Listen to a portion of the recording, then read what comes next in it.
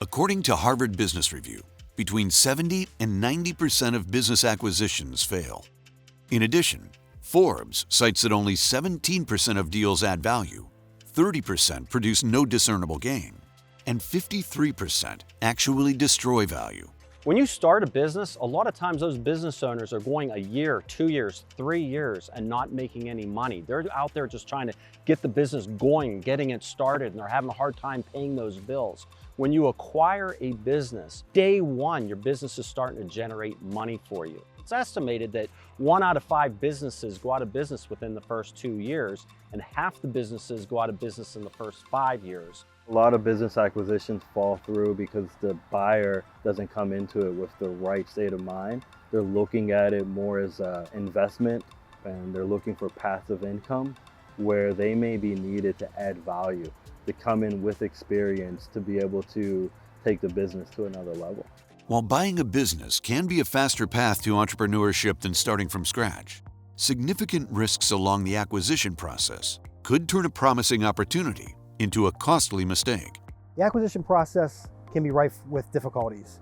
It is not necessarily as easy as it looks at first glance. It's not simply just buying a business that you like. You have to factor in a number of elements in that decision, and some of the most significant risks that will come up with the due diligence process. A business that you liked 6 months ago, all of a sudden the rules of the road have changed, and now you're not in position to make that same acquisition. We just saw this in the past year with changes to the SBA. The SBA requirements getting stricter does not necessarily limit the pool of businesses getting financing, but rather it limits the potential buyers. So now with the new requirements, the seller's note can only go up to 5%.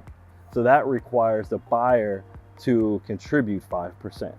Also, that seller's note can no longer be on a 2-year standby, but for the life of the loan. So our buyer pool got smaller, but it also got stronger. The selling or buying of a business is an incredibly complex process, fraught with various legal, financial, and regulatory hurdles. More than a transaction, business acquisitions are a journey that require careful planning and substantial financial investment, time commitment, and emotional energy. One potential complexity that a buyer needs to keep in mind when acquiring a business is, if it's a strategic acquisition, how seamlessly can these two companies merge together to become one operation? You're not simply adding just another revenue stream, you're adding an entire other business culture to your existing culture. So you really want to make sure that's a good match.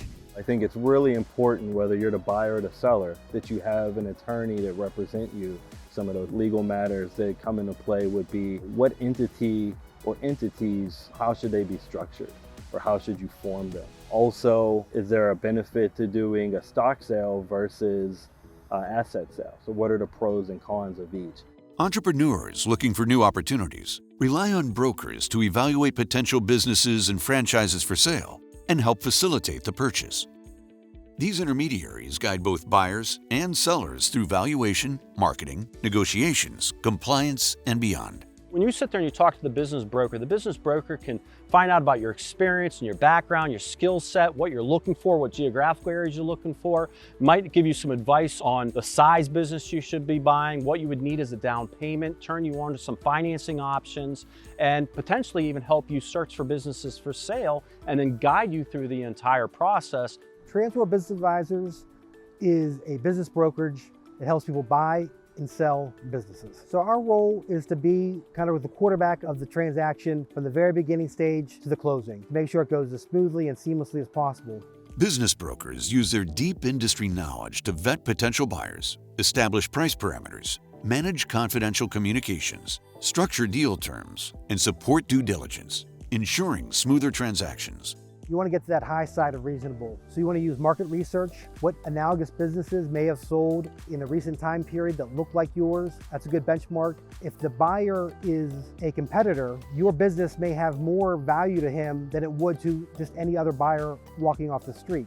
Nothing really replaces the hand-to-hand, the face-to-face interaction that a broker has with existing buyers. They also have the marketing tools to get your business in front of more eyeballs. And they have the experience to know when they're working with buyers to look for red flags for a buyer that may not be a good match. Specializing in mid-market transactions for small to mid-sized companies and beyond, The experienced team of professionals offer a unique blend of insight, skill, and negotiating tactics to not only find the right buyer, but close the transaction.